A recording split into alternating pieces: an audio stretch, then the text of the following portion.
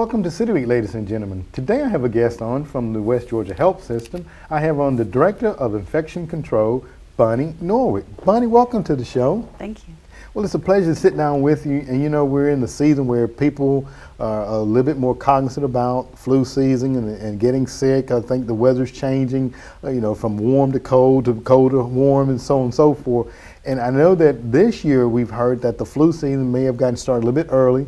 And we're encouraging people to do all those things. And we want to talk with you about some other things that people can do just to kind of keep themselves safe, keep themselves free of the flu and other various things, or sickness and illness. But before we get started, Bonnie, talk a little bit about your role as the Director there of Infection Control for us, please. First thing I have to do is monitor the infections that are coming into the hospital. What's coming in? Is it something I have to report to the state? Because there are some diseases I do have to report. And then I want to make sure that those infections do not go to our patients or to our healthcare providers. And then I monitor those, keep track of those, and report back to those healthcare providers all the way through administration and our board.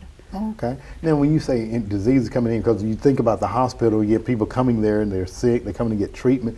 What are some of, just some of the basic common things that you see coming in on a day-to-day? Daily we have methicillin-resistant Staphylococcus aureus coming in. We still have a lot of that coming into the community. Okay. We are having some flu, of course, and we can talk about that a little bit later. We do have patients that come in that have to be treated with IV antibiotics with what we call MRSA, methicillin-resistant Staph aureus. And we want to make sure they don't give that to other patients. So we make sure that the environment is very clean. And I monitor that along with housekeeping. Oh, okay, okay. And you're talking about environment clean and housekeeping. Talk a little bit, Bonnie, about, like a lot of times you come to the hospital and the temperature is like really chilly, cool in there. Is there a reason for that? Or what's the purpose of that? The rooms might be cool like in OR because they have all the garbs on. They've got a lot of gowns and gloves on. So we keep the rooms cool in the OR. We're trying to keep the patients comfortable. We don't want them too hot or too cold. So we do manage our environment. So it's about room temperature. So we try to keep it at 72. Oh, okay, okay. And I guess how the rumor mill and the mist will turn sometimes, and people say they keep it cooler or colder because they don't want the germs kind of circulating. Is there any factual to that? No. Okay. No. Okay, I just was curious there. All right, well, and you're talking about you using terms, medical terms. Talk a little bit about your background, if you don't mind, Bonnie. Well, I have a bachelor's degree in clinical laboratory science. I'm certified as a medical technologist. I also have a master's degree in education. And in this role that I have, there's a lot of educating how people should wash their hands, how they should clean an item, how should they disinfect. So there's a lot of education also. Okay, and we'll jump down right into that one because you talked about hand washing, and I know that people, they recommend that you wash your hand at least 2 to 3 minutes under the running water, soapy water, and dry your hands off. And especially when you're in an environment where you are greeting people, shaking hands, and various things of that nature. Talk about, hand washing is important, but talk a little bit about the hand sanitizer. Are those very effective, Bonnie?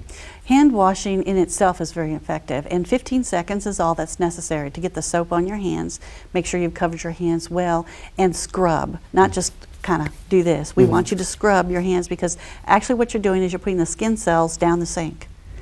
And of course you want to grab a towel and then shut off the water and throw the paper towel away, and then a clean towel to actually dry your hands. Okay. Now with the gel, you want to get enough that will cover all your hands, all your fingers again, and including your nail beds. You want to rub it into there. And some people say it's a dime, might be a quarter, but it all depends on how runny or how thick it is. You just need enough to make sure that your hands are covered, and you keep rubbing your hands until it's all evaporated, till it's all covered and your hands are no longer wet. That's very effective. Okay, well, very good. Because I know in our office we, have this hand sanitizer that sits there, and of course people, and I was kind of curious, people go in there and they hitting the little squirt button. How clean is that? I guess. Well, that's true. If it's yucky, let's take a paper towel to it and get it off. Yeah, okay. Yeah. But if your hands are visibly dirty, like when you're out in the garden and you come back in, yeah, you need to scrub your hands. That gel's not going to do anything. You need to use the gel when your hands are visibly clean. Okay, very good. And we know that we've been taught if you have to cough and you're in an environment where other people are there, you want to cough into the sleeves. Other suggested things that we should do? If you happen to cough in your hand, be sure you do wash your hands after you've coughed in your hands, because that's what your mama told you, right? Absolutely. Cough in your hand, but you Right. need to cough in your sleeve. Use a tissue to sneeze or cough into, and then of course sanitize your hands right after you blow your nose. Okay. And we're talking about that because I also know in our area there, can of Lysol or Ouse, how effective are those? Those are effective. They will bring down the content of the air with the virus. It will bring it down. May not eliminate it all, because you'd have to have something a little bit more stronger. But a Lysol in the air is very effective. Okay, well, very good. Let's talk a little bit now about the flu season, because these are all things that we can do to help prevent ourselves from getting sick or passing germs on to others. And as we stated earlier, we see that the flu season got started maybe a little early this year. It did. Talk about that for us, Bonnie. We started with our vaccination in September because the vaccine was ready. We started that, and then late October, early November, we started seeing more and more flu come through the ER. We had our highest week, the week of Christmas actually, for the amount of flu that we had seen. And it was reflected in the national numbers too. The last 2 weeks it has gone down, and hopefully it will keep going down, but most likely after the kids get back in school and been in school for about a week, we may see a jump back up, because everybody's in close quarters, less than 6 feet from one another, coughing and hacking.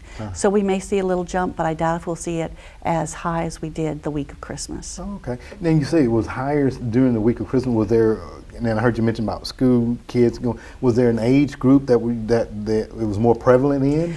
Your school age kids, Okay. but we did have some adults. I would say 60% were the school age children, and the balance of that was your adults. Mostly 65 and older. Okay, all right. And in talking about the flu, I know that every year the flu shot is available to individuals that want to go and get the flu shot. Talk about who should get the flu shot and when should they get that, Bonnie? Everyone should get a flu shot that's 6 months of age or older. And they should get it as soon as it's available. If you're sick now, if you've got a temperature, don't get it. But even now, you can go get your flu shot. Your health care provider can provide that for you, or Walgreens or CVS for a minimal charge. You can get it there. Every year you have to get it because the flu strains change. The scientists watch them coming over from Europe, and they make a selection just based on statistics. They really don't know which flu strain is going to be active out there. So they select some flu and they put it into that shot, and it can be a best guess. And what they've seen, it is a good fit. Whether it's been effective or not, because a lot of people said, I had a flu shot and I got the flu. We don't know if it's effective till a little bit down the road. The intent of the flu shot is not to keep you from getting the flu, but to keep you from having the severe symptoms that would put you into the hospital. And you bring up a number of good points. I want to dive into one of them in just a second. You're talking about the various strands of flu.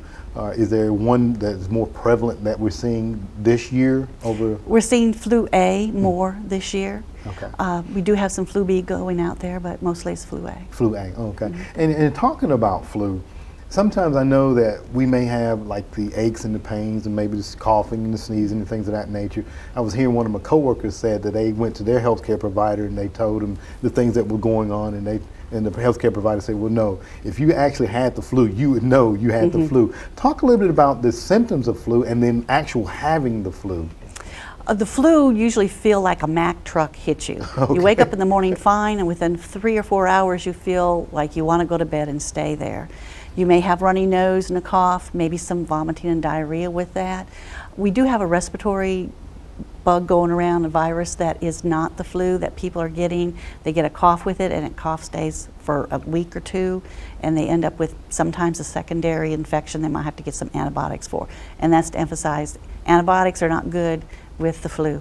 Yeah. So there's two different things going around, but you really, really feel it in your joints when you've got the flu. Okay.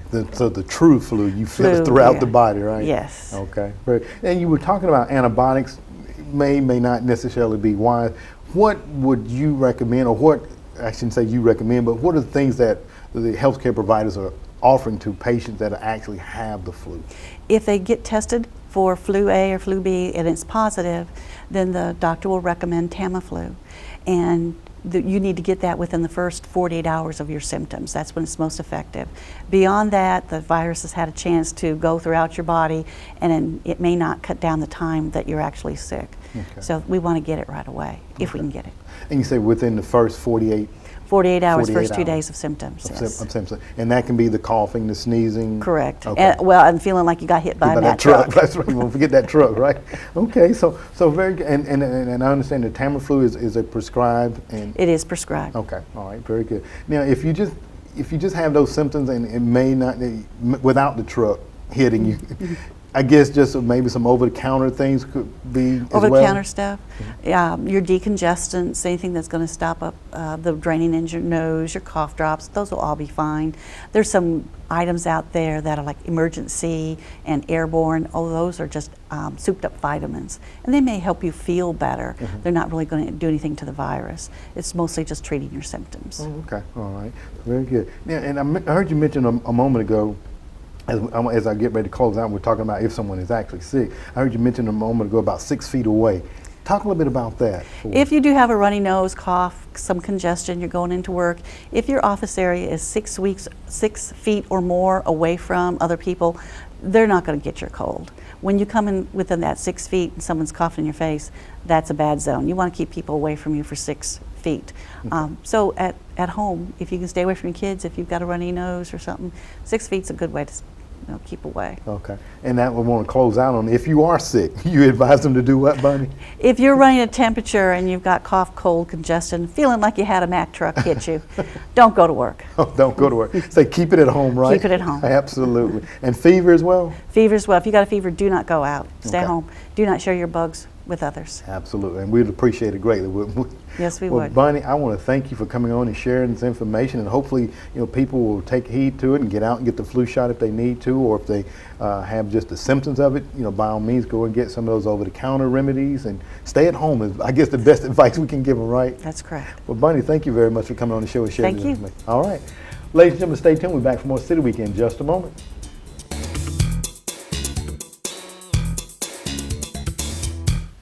Welcome back to City Week, ladies and gentlemen. Now I have a guest on from the Salvation Army that has been on the show with us a couple of times, Lieutenant Chris Powell. Lieutenant Powell, welcome to the show. Thank you, Alton. Well, it's a pleasure to sit down with you again here and talk about some of the things that are happening with the Salvation Army. Yes, sir. But I think before we do that, talk a little bit about your role there as a lieutenant with the Salvation Army. Okay, me and my wife are the lieutenants. We're the what we call corps officers here for the Salvation Army in Troop and Heard counties. We are responsible for everything from the operations of the church and the family store to overseeing social services, working within the community with our partner agencies. Anything that deals with Salvation Army, we're responsible for in these two counties. Okay. And you guys do a great job. I know the Salvation store is just right over from my office there on City Hall. And then I know that you all have moved your administrative office here recently over to Murphy Avenue? Over to Murphy Avenue, right. which is also where our church is. Oh, okay, very good. Talk a little bit about your move and your church and everything over there on Murphy. Well, what we did was we were trying to make a little bit more room in the store. So in doing so, we moved the caseworking office as well as my office to the church building, which is at 806 Murphy Avenue. It used to be an old City of LaGrange fire station years ago. It gives us both better parking at both locations. Provides for a little bit easier atmosphere on clients coming in. They're not just out in the public's eye. Some clients feel a little concerned there. And they get to come in and they can understand things a little easier, and it makes our life a little easier actually, because we're able to do things better. Absolutely. I guess as an organization, not necessarily grow, but as you expand a little bit, you need a little additional room That's to be able true. to We do. set. And I think having something in a permanent place as opposed to having to make shift do is a whole lot more convenient for you. It is a whole lot more convenient. Absolutely. Well, I know, Chris, that you all just finished up with the Christmas kettle ringing and things of that nature. We want to just kind of talk about how well you all did and just kind of, I guess, kind of thank the community a little bit. We do. Talk a little bit about your kettle drive. The kettle drive went well this year. We had a total of 5 kettles up each day, Monday through Saturday. Some at Walmart, Kroger, Piggly Wiggly out at Sawmill. The kettle drive did well. We had a couple of very rainy days, which did, and the community helped out. We came in just a little under $500 short of our goal this year, which is not bad. But we want to thank the community for once again supporting us and coming out and giving money to the kettles, because that not only helps at Christmas time, it's also a part of our continuing budget to help the community. Absolutely. And you know, Chris, I know that you all are part of the United Way. We're going to talk about that a little bit later on. I had an opportunity to serve on the allocations committee a year or so ago, and looked at the Salvation Army budget. And you know, that's great. Having ran a nonprofit at once upon a time myself, you know, it's almost, you know, amazing and a miracle what people can do on their nonprofit budgets. That's true. And I'm sure you feel the same way about that. That is true. So the Drive with Well, and I know that you all had some other programs going on throughout the holiday season. There was the Christmas Angel program. That's correct. Talk a little bit about that and the success of it. Christmas Angel program is a program Salvation Army came up with quite a number of years ago, and got permission from Prison Ministries, which actually wrote that, to use the Christmas Angel. What we do is we take applications from families that are in need, and angels are put together with the child's first name, some information about clothing sizes, a want, a need, and we hang those on trees, as well as we provide them to some of our partner companies here in LaGrange. Those are filled, they come back in, and then we have 2 distribution days where we give those out to the families. They come and pick them up. It worked very well this year. We also work in conjunction with the Marine Corps League Toys for Tots, and they provide a lot of the stocking stuffers, as well as extra toys for the angels that might be a little short and someone didn't have quite enough, you know, to get things. So it works very well. And then also we get from some of the prisons, we get requests for families to get gifts there. This year we got 6 that were sent to our area, and all those were taken care of as well. Very good. And you know, I know that this year was the first year that during the Christmas parade, the public was asked to bring out an unwrapped toy, and they could contribute it at the Christmas parade. And can you talk about the success of that? To my knowledge, it went very well. The Toys for Tots actually was the ones that were overseeing that. Okay.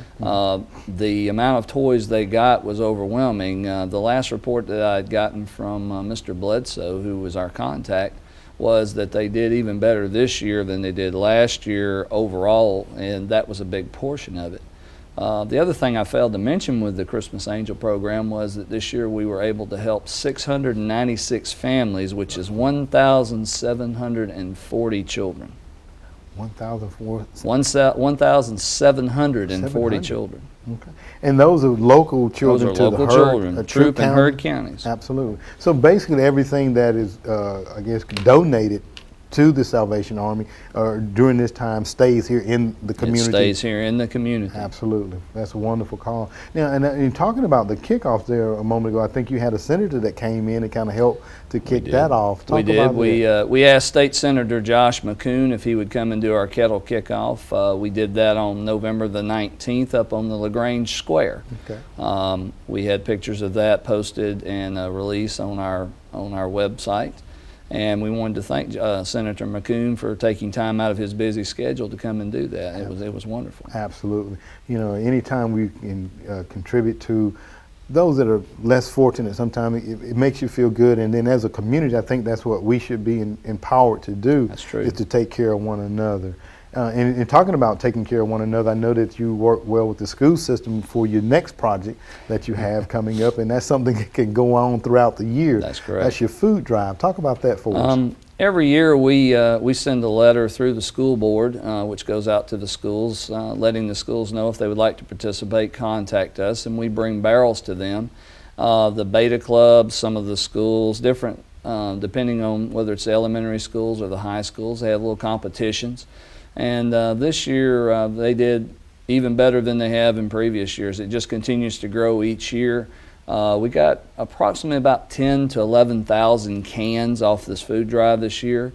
Not only does that help provide for the boxes we hand out at Christmas, but it also jump starts our food pantry for the beginning of the year. That's less that we have to spend out of our as you said before, out of our budget, because that's donated food that we can provide to people in need here in the community. Very good. Now, just in the event that someone's listening to the program today, Lieutenant, and they want to donate some canned items, can they do that throughout the year? They can do that throughout the year. They can either drop it off at the store location on Church Street at 202 Church Street, or they can bring it by the social services, the church location at 806 Murphy. Okay, very good. Because I know that, you know, a lot of times we may have things in the pantry that we haven't utilized, and, you know, maybe we need to clean it out sometime to pull it out and make a donation. That's right? true, and we'll take it. Absolutely. Well, very good. Now, you're talking, you know, you're thanking everybody about the things that they have done to help make the holiday Christmas season a success. Right. But you also have some upcoming events and things of that nature that you like to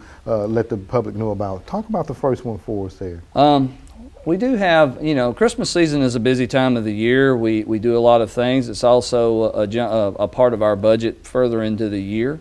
But we also have things coming up like at Easter time where we do programs at the church, including a revival.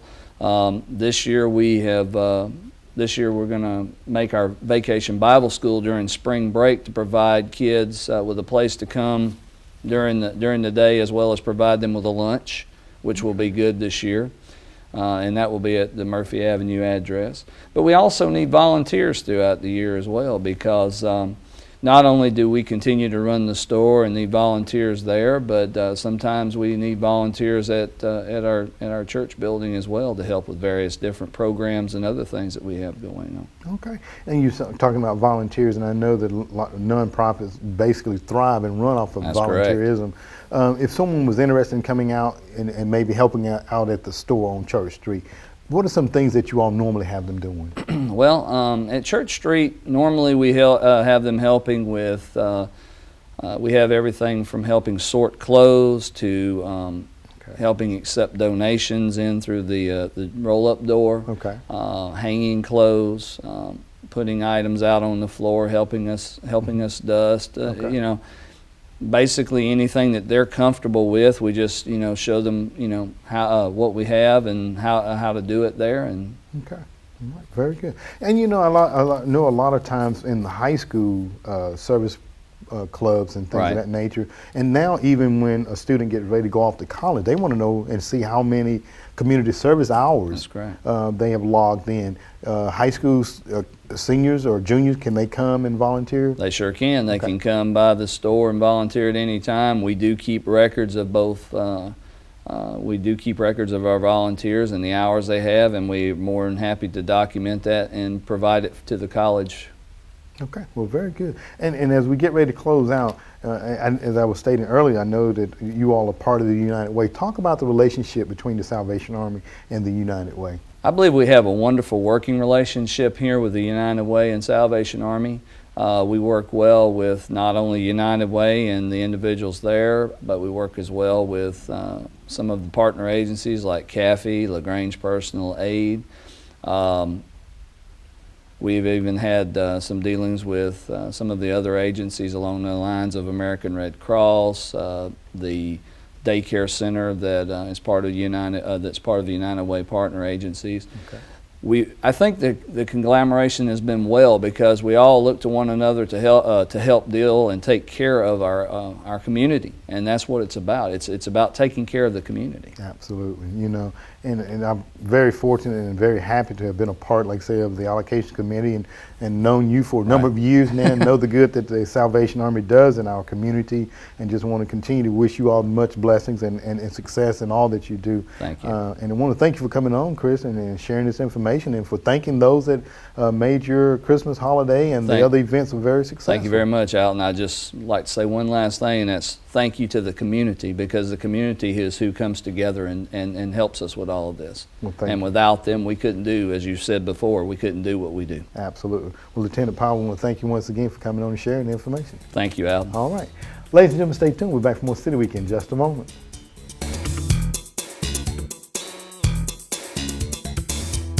Ladies and gentlemen, I want to thank you for joining me City Week this week. My guests have been from West Georgia Health System. We had the Director of Infection Control, Bonnie Norick, and she talked about things that you and I can do to protect ourselves from the flu virus, and also things that we can help to protect others around us from the flu virus as well.